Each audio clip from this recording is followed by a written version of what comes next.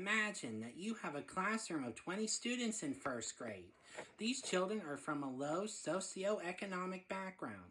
They came to you at the beginning of the year with little academic skills. You have spent countless hours with individualized instruction, parent-teacher conferences, and developing flexible lesson plans to adapt to the children's needs. At the end of the year, these children have shown wonderful improvement. They have succeeded in mastering the basic fundamentals of reading and math. You feel very proud. Then your principal calls you into his office and tells you that your classroom did not do well on the standardized tests and you are now on probation. You did not teach to the test and you did not teach the students how to take a standardized test. This is a terrible scenario, but unfortunately it has actually happened. You chose to serve children from low socioeconomic backgrounds. You know these children are typically behind in language and math skills, but you felt you were up to the challenge. I'm Seth Fyock, and a future teacher, and I'm concerned about the emphasis standardized tests have placed in our educational system. You see, the government sets guidelines through the No Child Left Behind Act and the Common Core state standards that reimburse school districts for performance in their standardized tests. The poorer the performance, the less money the school district receives. Teachers, really good teachers, have suffered a reduction in pay or lost their jobs because of this standard. Teachers should not be penalized because their students did not do well on the standardized tests. According to Kate Barrington in the July 2019 article, How Does Standardized Testing Affect Teaching Quality from the Public School Review? American students take an average of 112 standardized tests between kindergarten and grade 12. In that too, much time is spent preparing students for standardized tests instead of making sure that they actually learn and understand the material, so they can apply that knowledge to their education and their lives. Teachers should not be spending time teaching children how to take tests.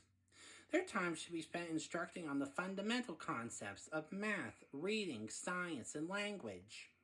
Children should be encouraged to use their imagination and creativity to learn how to solve problems. Teachers go to college to learn theories, skills, and techniques to educate and inspire children. Their job should not be reduced to teaching children how to take a test or teaching to only learning the material on the test. Standardized testing does serve as a tool to help recognize the educational challenges that a student or a school district may need to overcome. No Child Left Behind placed an enormous value on them, especially in relationship to the teacher's accountability in the classroom. School districts started basing their curriculum and style on the standardized tests. According to Ruch and Barton in their March 2018 article, standardized tests show their effect on teachers and students from 2000 to 2012. U.S. students' math and science standardized test scores were negatively affected. Their ranking in the world went from 18th to 27th. Clearly, the change in the educational plan since 2001 has not worked. Think about this. If teachers in low socioeconomic areas are being penalized, they would want to move to school districts that achieve higher scores. Where does that leave the underprivileged children? Their school districts are being further penalized.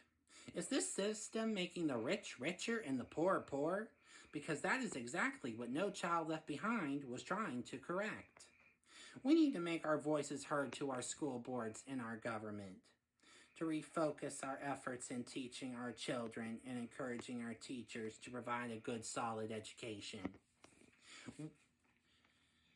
We need to tell them that teaching our children how to take a test is not helping them to use their minds and develop. We need to tell them that we value our teachers and their education and skills. We need to tell them that we are losing excellent teachers because they are being penalized to work in an educational system that is clearly not providing an adequate education for all our children. COVID has taught us that there is no substitution for a child sitting in a classroom being instructed by a dedicated, well-educated teacher. A teacher that'll devote their time and talents to encouraging our children to use their minds creatively to solve problems that they will encounter the rest of their lives.